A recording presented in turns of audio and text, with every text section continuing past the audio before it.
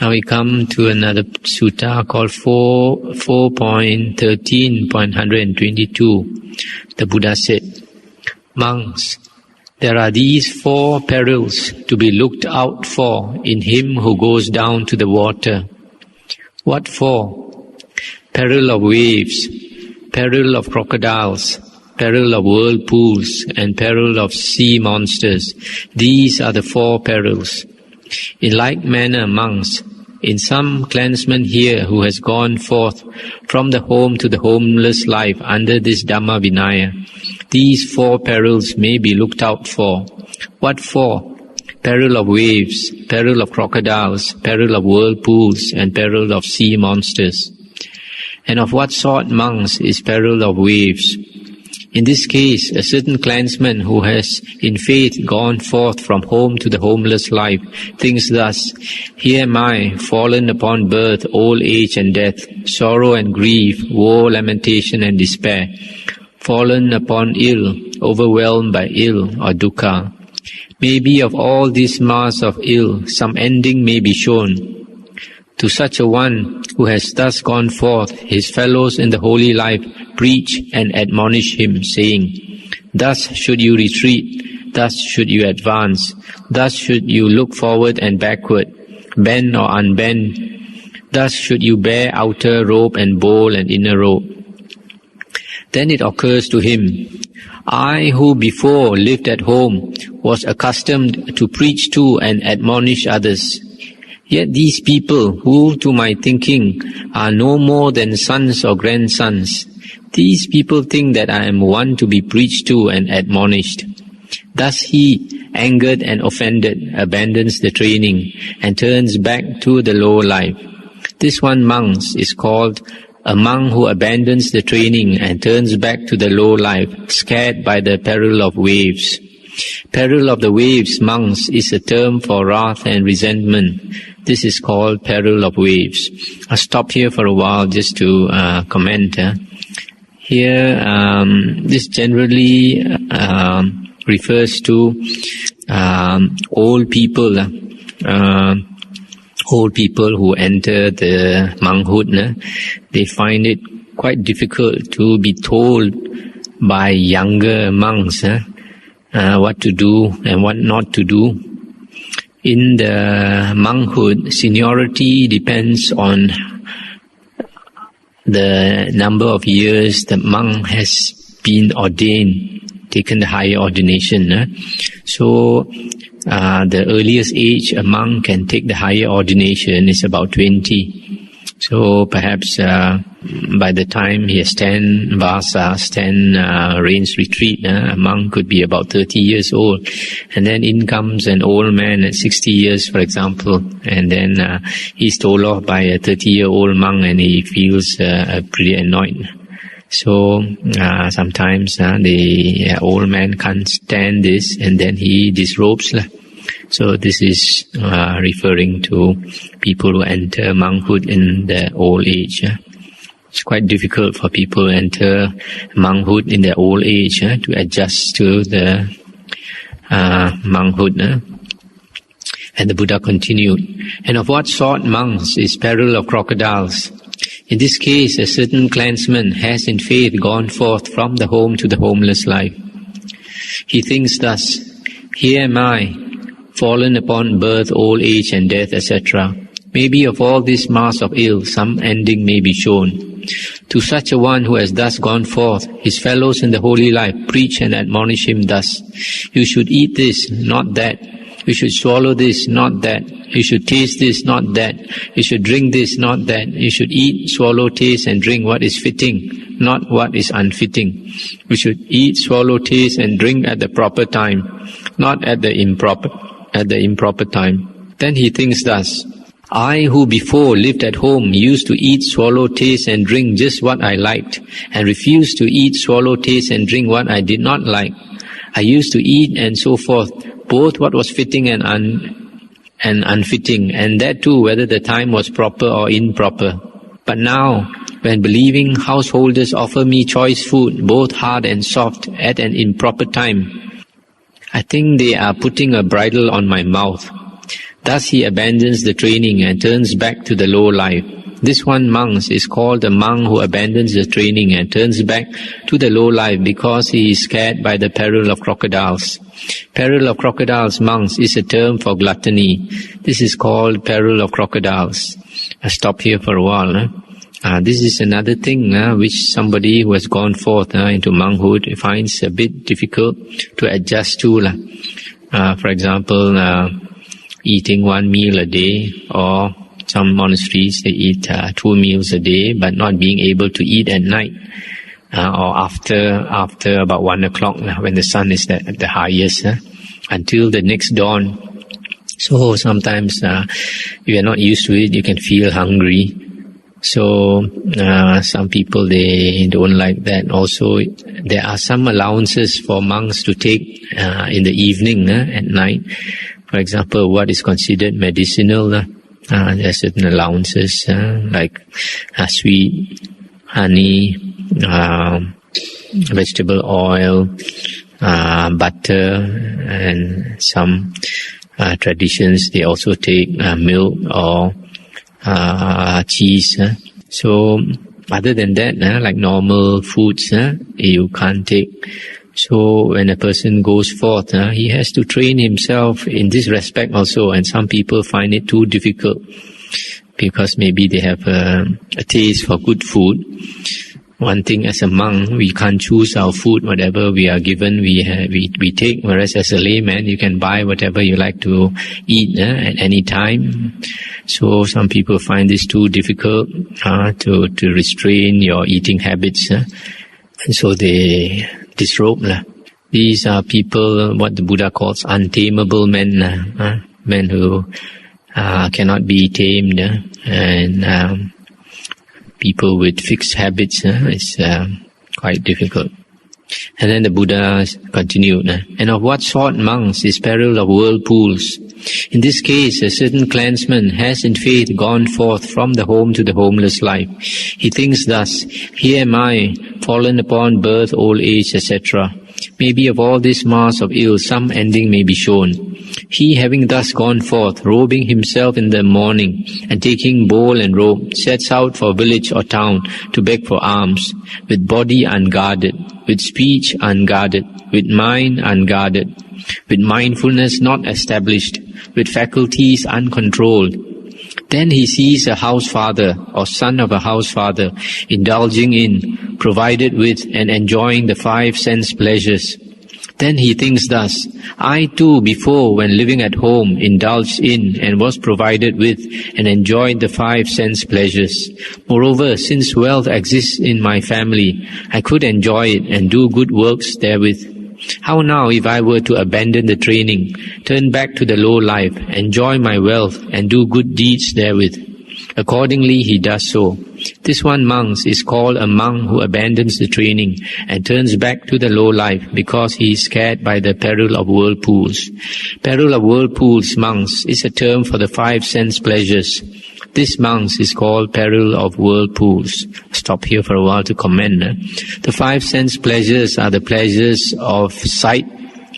Seeing good things, enjoyable things, like watching films and going sightseeing, going touring, etc. And then the pleasure of hearing.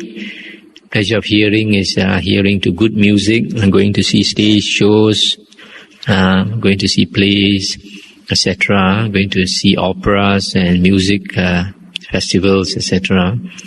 And the third one is pleasure from smells, using perfumes and different kinds of smells. And then the fourth one is from taste, the pleasure of taste, eating whatever you like, enjoying good food and drinks. And the fifth one is pleasure of touch. Pleasure of touch refers to like sensual pleasure, and also like having aircon in your room, etc. So these are the 5 sense pleasures that lay people usually enjoy. So if a person is used to enjoying life, used to enjoy worldly life, when he renounces, it is quite difficult divorce himself from all these to be ascetic. So people who are rich, who have come from a very wealthy background and used to enjoying life, if they can renounce, it means they have very good karma, they have what we call good roots. Otherwise it's very difficult to renounce. And then the last one, the Buddha said, and what monks is the peril of sea monsters? In this case, monks, a certain clansman who has in faith gone forth from the home to the homeless life, etc. Things thus, here am I fallen upon birth, old age, etc. Maybe of all this mass of ill, some ending may be shown. He, having thus gone forth, robes himself in the morning and sets out for some village or town to beg for alms, with body unguarded, with speech unguarded, with mind unguarded, with mindfulness not established, with faculties uncontrolled. Then he sees women folk, partly clothed, partly attired. On seeing that sight, passion assails his heart. With heart assailed by passion, he abandons the training and turns back to the low life. This one monk is called a monk who, scared by the peril of sea monsters, abandons the training and turns back to the low life. Peril of sea monsters, monks, is a term for women folk. This monk is called peril of sea monsters. So these monks are the 4 perils to be looked out for in some clansman here, who has rightly gone forth from home to the homeless life under this Dhamma Vinaya. That's the end of the sutta. So this last one refers to a monk who has no mindfulness. He's scattered, his mind is scattered, and he has no mindfulness of body, speech or mind. And so, because he does not guard his sense doors, when he goes out to town, he sees women, people of the opposite sex, and then all the desires come back and trouble his mind. There are some monks, after being a monk for many years, you find they are very troubled because all these things trouble them. So after some time they can't stand it, they have to disrobe. So this is especially difficult for people with strong sensual desires. There are some people with strong sensual desires, and they find it very difficult to overcome, especially when they see the opposite sex. The only way, the Buddha said, that we can overcome these type of desires and other types is strong samadhi. In fact, there is one sutta in the Majjhima Nikaya called the Nivapa Sutta. And in that sutta, the Buddha gave a simile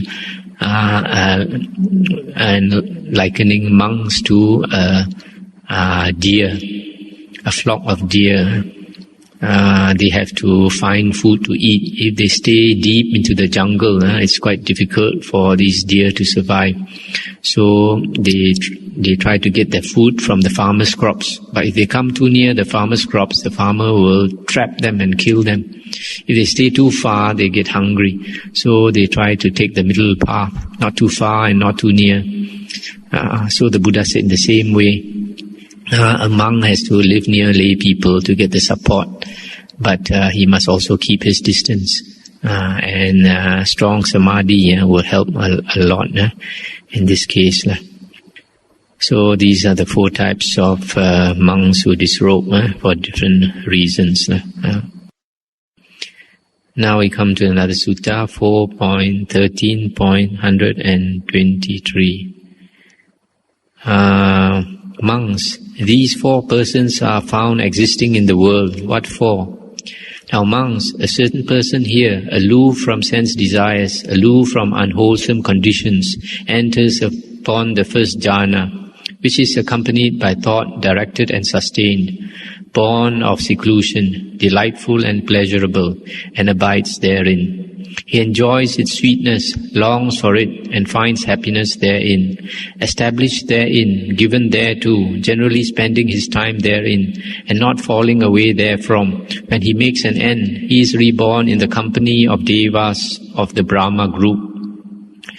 A kappa monks is the lifespan of the devas of the Brahma group. Therein the ordinary man stays there and spends his time according to the lifespan of these devas. A kappa amongst is the lifespan of the devas of the Brahma group. Therein the ordinary man stays and spends his time according to the lifespan of those devas. Then he goes to hell, or the womb of an animal, or he goes to the ghost realm. But a disciple of the Exalted One, after staying there and spending his time according to the lifespan of those devas, finally passes away in that same state.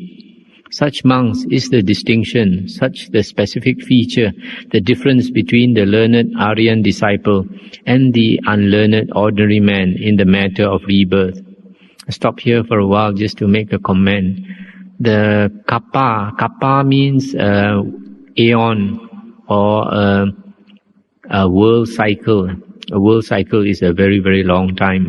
That is the lifespan of the devas of the Brahma group. So to continue the sutta, the Buddha said, again monks, a certain person here, by the calming down of thought directed and sustained, enters upon the second jhana, that inward calming of the self, that one-pointedness of mind, apart from thought directed and sustained, that is born of concentration, delightful and pleasurable, and having attained it, abides therein. He enjoys its sweetness, longs for it, and finds happiness therein. Established therein, given thereto, generally spending his time therein, and not falling away therefrom. When he makes an end, he is reborn in the company of the radiant devas. Now monks, the lifespan of those devas is 2 kappas. Therein the ordinary man stays and spends his time according to the lifespan of those devas. Then he goes to the woeful plains, to hell, to the womb of an animal, or he goes to the ghost realm. But a disciple of the Exalted One, after staying there and spending his time according to the lifespan of those devas, finally passes away in that same state. Such monks is the distinction, such the specific feature, the difference between the learned Aryan disciple and the unlearned ordinary man in the matter of rebirth. Again monks, a certain person here, by the fading out of delight, he abides equanimous, mindful and composed, and experiences in his own body that pleasure of which the Aryans declare. He who is equanimous and mindful dwells happily. Thus he attains and abides in the third jhana. He enjoys its sweetness, longs for it, and finds happiness therein, established therein, etc., etc. When he makes an end, he is reborn in the company of the ever-radiant devas. Now monks, the lifespan of those devas is 4 kappas. Therein the ordinary man stays. Then he goes to hell, to the womb of an animal, to the ghost realm. But a disciple of the Exalted One, after staying there and spending his time according to the lifespan of those devas, finally passes away in that same state. Such is the distinction, such the specific feature, the difference between the learned Aryan disciple and the unlearned ordinary man in the matter of rebirth. Once more monks, a certain person here, by abandoning both pleasure and discomfort, by the ending of both happiness and unhappiness felt before, he attains the 4th jhana, a state of neither pleasure nor discomfort, an utter purity of mindfulness and equanimity, and having attained it, abides therein. He enjoys its sweetness, longs for it, and finds happiness therein. Established therein, and etc. When he makes an end, he is reborn in the company of the Vihapala Devas. Now monks, the lifespan of the Vihapala Devas is 500 kappas. Therein the ordinary man stays and spends his time according to the lifespan of those devas. Then he goes to hell, or the womb of an animal, or he goes to the ghost realm. But a disciple of the Exalted One, after staying there and spending his lifetime according to his time according to the lifespan of those devas, finally passes away in that same state. Such monks is the distinction, such the specific feature, the difference between the learned Aryan disciple and the unlearned ordinary man in the matter of rebirth. These then monks are the 4 persons found existing in the world. That's the end of the sutta. Here the Buddha is talking about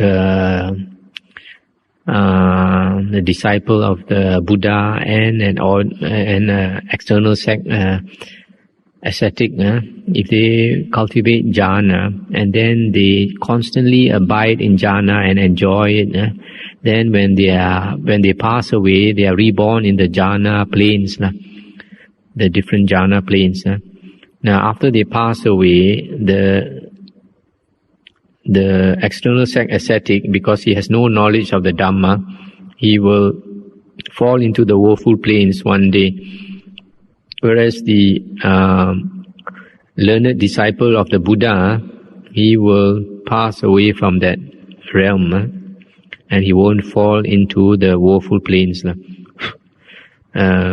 Disciple of the Buddha, by understanding the teachings of the Buddha, and especially with the attainment of jhana, the mind is very clear.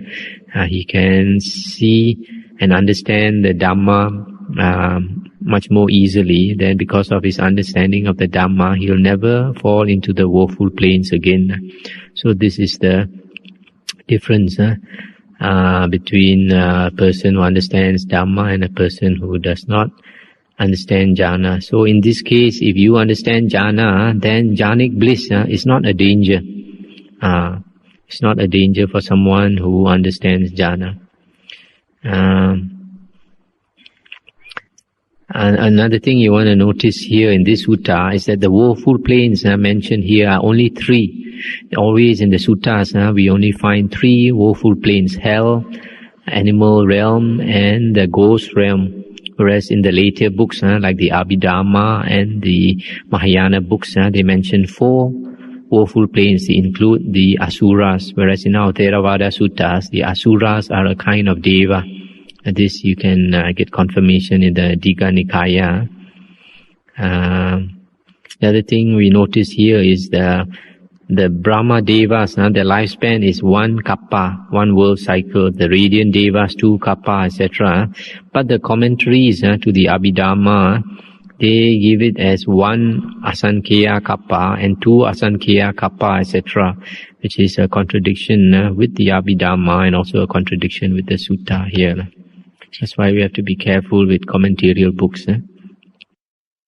Now we come to another sutta, 4.13.124. The Buddha said, "Monks, these four persons are found existing in the world. What for? Now monks, a certain person here, aloof from sense desires, etc., enters upon the first jhana, and having attained it, abides therein. There, whatsoever conditions arise by way of form, feeling, perception, volition, consciousness, those conditions he comes to regard as impermanent, as ill, as a disease, as a barb, as pain, ill health, alien, transitory, as empty and not the self. When body breaks up after death, he is reborn in the company of the devas of the pure abodes. Monks, this rebirth is not partaken of by ordinary men. Then again, monks, a certain person here, by the calming down of thought directed as sustained, etc., attains to and abides in the second jhana, the third jhana, the fourth jhana. There, whatsoever conditions arise by way of form, feeling, perception, volition, consciousness, he regards them as impermanent, etc., as empty, not the self. When body breaks up, he is reborn in the company of the devas of the pure abodes.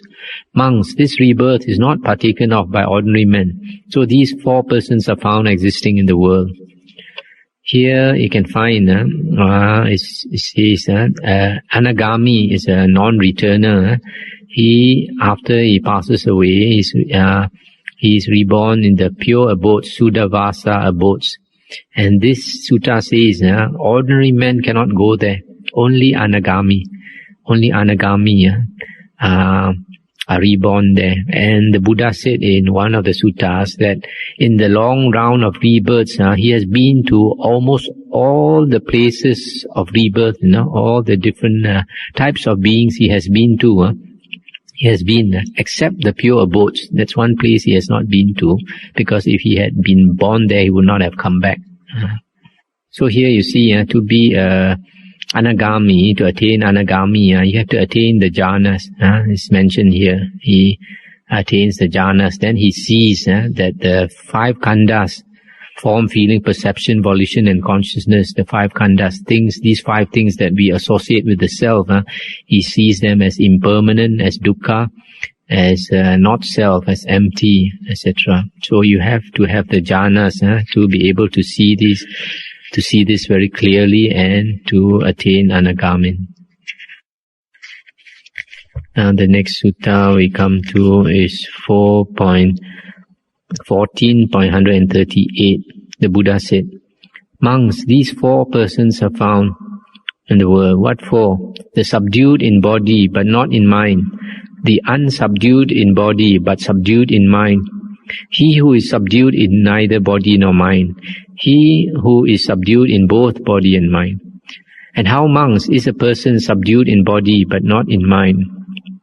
In this case, a certain person makes his bed and lodging in the lonely glades and solitude of a forest, but meanwhile thinks sensual thoughts, malicious thoughts, and harmful thoughts. Thus, monks, a person is subdued in body but not in mind. And how is a person unsubdued in body but subdued in mind? In this case, a certain person makes not his bed and lodging in the forest, yet meanwhile he thinks unworldly thoughts, thoughts not malicious, not harmful. Thus is a person unsubdued in body but subdued in mind. And how is a person subdued neither in body nor in mind? In this case, a certain person makes not his bed and lodging in the forest, yet meanwhile he thinks sensual thoughts, malicious thoughts, and harmful thoughts. And how is a person subdued both in body and in mind? In this case, a certain person makes his bed and lodging in the lonely glades and solitude of a forest, and at the same time thinks unworldly thoughts, thoughts not malicious, not harmful. Thus is a person subdued both in body and in mind. So these 4 persons are found existing in the world. This sutta is about viveka. Viveka means seclusion. And there are 2 types of seclusion: body seclusion, kaya viveka, and seclusion of the mind, chitta viveka. And kaya viveka is a person who is secluded in the body. That means he goes in, he isolates himself from other people, and he goes to the forest. But the first case is the person who has body seclusion, but he has no seclusion of the mind. He still has a mate. His mate is sensual thoughts, or the wrong thoughts, sensual thoughts, malicious thoughts, and harmful thoughts. So this is a type of person, for example, one who is new on the spiritual path, whose mind is not very well developed. He goes to the forest, and meanwhile he carries with him all these wrong thoughts. It'll take some time for him to subdue his wrong thoughts. But if he persists, he would probably be able to subdue these wrong thoughts. The second case is a person who has chitta viveka, but not kaya viveka. He does not go into physical seclusion, and yet he has quite a developed mind. He does not think sensual thoughts or malicious thoughts or harmful thoughts.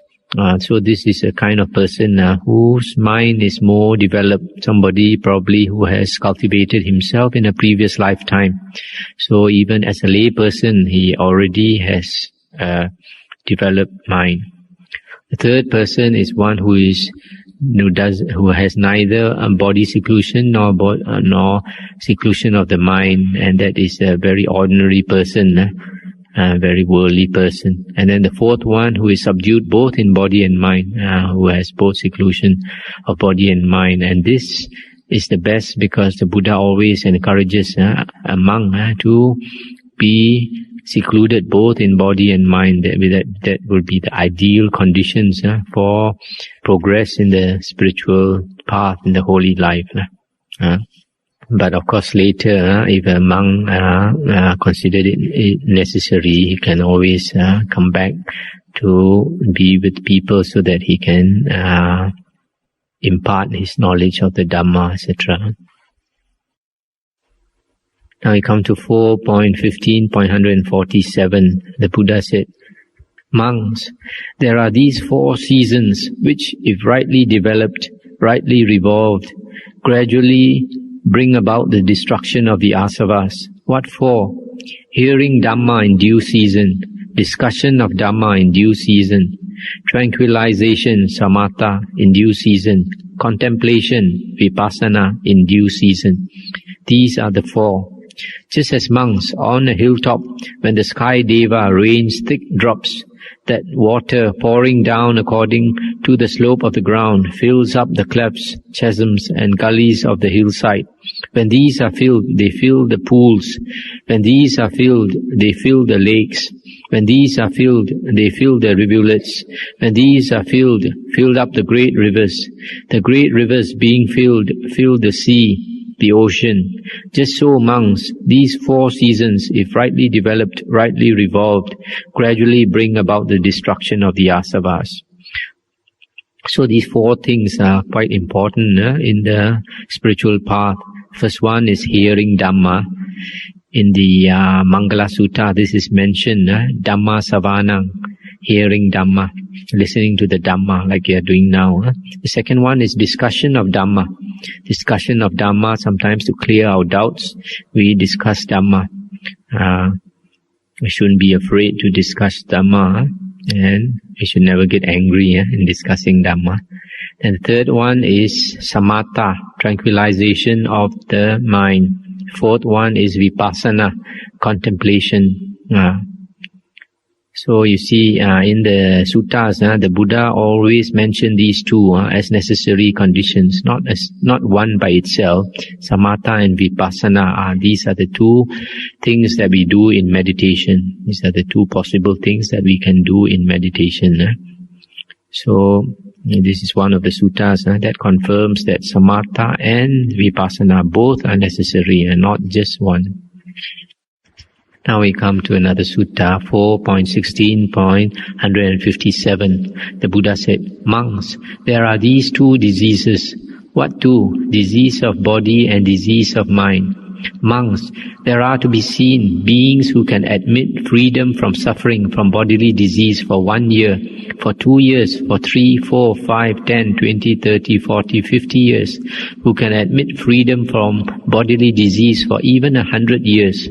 But monks, those beings are hard to find in the world who can admit freedom from mental disease, even for 1 moment, save only those in whom the asavas are destroyed. I'll just stop here to comment. Here the Buddha is saying you can have bodily health, you can be very healthy in the body, but mentally, most of us, we are sick in the mind all the time, practically all the time. And this sutta is saying that only the Arahant, one who has destroyed the asavas, only the Arahant is sane. We are all in a way insane, tiga suku or something like that. As they say, one screw loose. So it's very important for us to cultivate our mind. After all,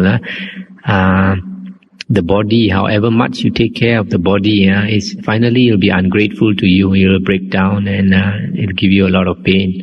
But the mind, if we cultivate our mind, can bring us a lot of happiness. The Buddha said that an uncultivated mind is a source of great suffering, great sorrow. Whereas a cultivated mind brings you a lot of bliss, a lot of joy, a lot of happiness. And not only that, you can bring that with us into our next birth, in our next rebirth, in our next life. Then the Buddha continued, monks, there are these 4 diseases of one who has gone forth from the worldly life. What 4? Here, monks, we may have a greedy one, full of vexation, discontented with this or that supply of robe and alms food, lodging, seed, medicines and requisites for sickness.